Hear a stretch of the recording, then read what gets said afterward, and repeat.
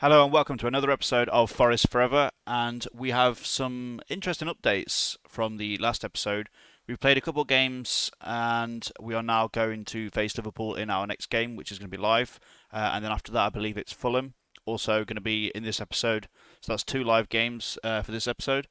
And the second thing is we've done some transfers, a few transfers, just to sort of add a little extra depth into the squad. But first, let's get into the results of what happened while you've been away.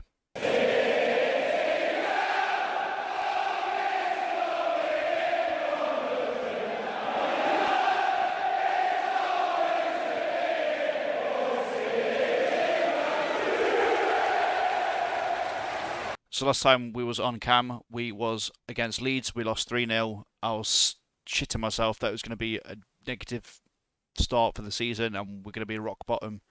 But we managed to turn that around at home to Burnley, live on the TV, live on Sky Sports, 4-2 win. Absolutely fantastic. A massive turnaround as well because it was 2-1 down at half time. Gave them a little team talk, said I believe in you boys. Came back and 4-2 it was, with Ronan Bork being the youngest scorer for us in the league, which is fantastic. I think he's just turned 17 as well now, like 2 days ago. Also, that was assisted by the new guy, the right centre mid. Why can I not remember his name? Rojas, that's the one. We went to West Ham and managed to get a nice 2-0 win, which was pretty late on in the game for the chance to start coming. Pedro won a penalty, which Rojas converted, and then João Pedro also got himself on the score sheet in the 95th minute to get his goal tally underway for this club. Then we had a second round cup game against Rochdale, so it was a fantastic time to rotate the squad around, get some of the youngsters playing, just get some of the backups a little bit of game time, see how they do in the cup. We also gave Ian Deasy a chance to go in goal because he's our future prospect goalkeeper. Want to give him a lot of chance because he's coming along very nicely and he could be our next big goalkeeper. Also in this game we had Ronan Burke score again, who always seems to get involved in the scoring when there's goals, at least from our side. After that we went to Man City, and I mean it's Man City I guess, whose team was pretty similar to how they are now. I think they had like a right back which was different, and I think they had Sen Maximum left wing. But aside from that, it's the starting 11 was like a typical Man City team that we see in real life today. But today we're against Liverpool, and we're also going to go against Fulham, and then we'll continue on with the sim off cam. So this is what I'm thinking of going for in terms of my starting lineup. We do have George Shelvey on the bench because Smith's got a couple of days until he's back with us. We also have Alex Myton now back on the bench, who's come back from injury. Max Kilman's almost there. I think maybe next game he could maybe just play. Worst case scenario, he can maybe get a few minutes in the cup. Sugawara is going to start with us in this game rather than Christie. Give him a bit of game time. He needs the game time to develop. We're not expected to win against Liverpool. Whatever. It's a big game. Give him a chance. Rojas still going to be here with Almeida and Yates. This is going to be my big main three. Pamejo, João Pedro and Lolly leading the front line. Like an absolute dummy, I decided to forget about all the transfers for the back end of the summer window. So what we've done is we've brought in some squad depth with Raul Petretta, who is going to be our backup left back. Has a bit of a chance to grow. I'm not expecting him to play an awful amount. He has joined as a squad player, which is ideal because I don't want to guarantee anyone the time if they're not going to get it. Ribeiro's going to be our main boy, so we'll leave it like that. We've also brought in another South American with Kevin Gutierrez, who can just give us a little bit more depth for the Mazzala. We could also tweak it around, I think, and put box to box. We could have Rojas there and bring Gutierrez in if Yates ever had a problem.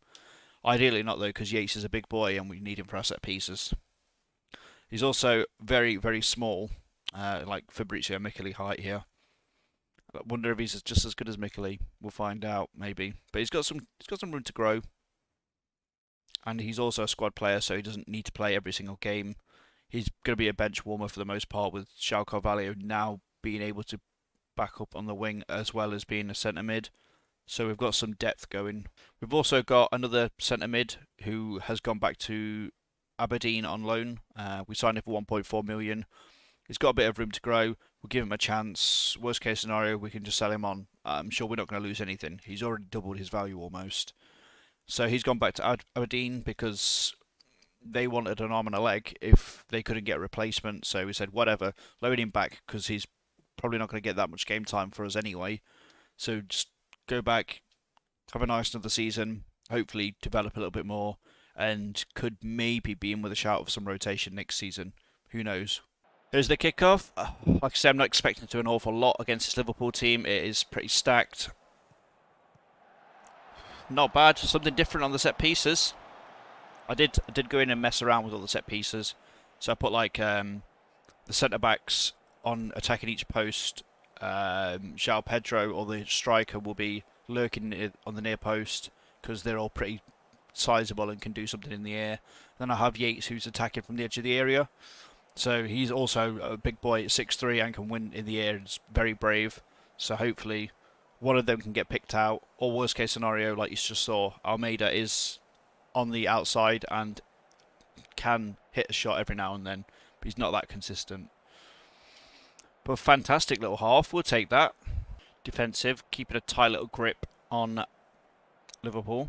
Maybe give him a little praise. See if this works. So we're going to bring Maiton on for Bermejo to have some game time, getting back up to fitness, getting back into the speed of things, and we're also going to give a debut to Gutierrez for Rojas, a like-for-like swap as right centre mid. And we're going to give So a little run out for McKenna, who's a bit tired. And this is a fantastic result if we keep this.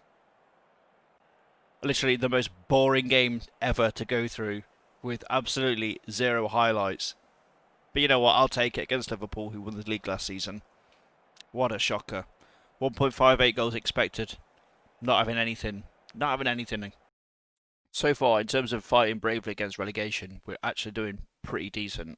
We're 8th at the moment, which I don't expect to be anywhere near there by the end of the season. But it's a nice little start. We've got 7 points on the board. I have no idea off the top of my head what sort of points we're looking at for safety. I could probably look at last season and give a little sort of ballpark around where we need to be safe, but it's a nice little direction we're going in, and I'd like to keep sort of, I don't mind yo-yoing results like winning, losing, drawing, just sort of rotating through them. As long as we're getting some points every other game, it works for me. But I'll catch you back up in the Fulham game. So Fulham are second in the league at the moment. I'm going to have Maiton play today with So. I think I'm going to keep Sugawara. I'm going to pretty much keep everything else the same. Maybe Kevin Gutierrez will come on for Rojas at some point, maybe the 50-something minute, because he keeps getting tired. I need to work on his endurance because I realise that his natural fitness, is 9, so that's piss poor.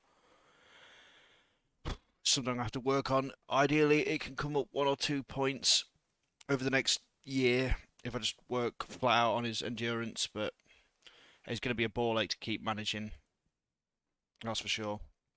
Max Kilman played with the under-23s. He's not fully fit yet, but he's getting there, so maybe leave him out the cup game, another game with the under-23s, and he'll be back in the next league game after this one. Worrell's on the bench from base tower, as I mentioned, and Petretta is probably going to start the cup game. Give him a run out then as well. Aside from that, it's pretty much the same as I mentioned already. I don't know whether I should have played on defensive or not. And we don't create any chances sitting on defensive. We're not going to do that anymore. Going to go straight to attacking. I don't think Fulham are absolutely world class. They've just had a decent start to the season. I've not seen who they've played, but they've also not scored an awful amount of goals either. Let's get stuck in, boys. It's not ideal. Not what I wanted. Not quite what I meant by getting stuck in. Encourage the boys. So play nice and easy, that's fine. Easy, look. Maybe don't look for killer balls, so. Jeez. I don't back you to do that much. He's took an absolute run there. That was interesting. We'll give Gutierrez a run for Almeida because he's not playing that great at the moment. And he's tired too. Fulham are going to continue their absolute staggering run.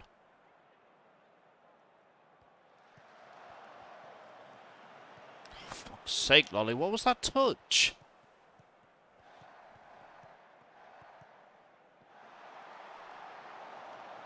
It's a little bit annoying that we conceded on the set piece, but it is what it is.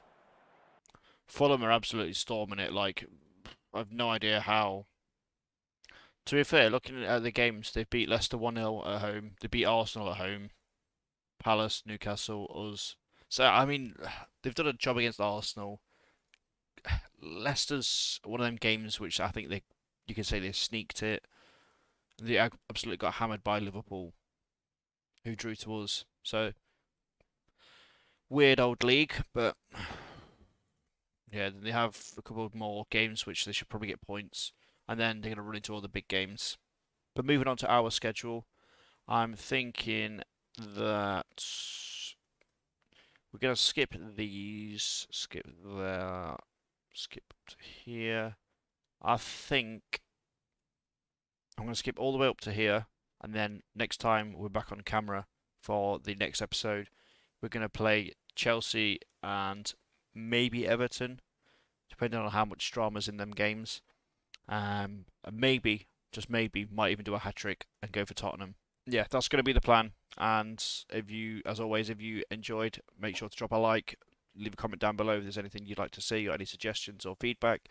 And make sure to subscribe to keep up to date with the series and everything else that I might produce in the future. And as always, have a good one.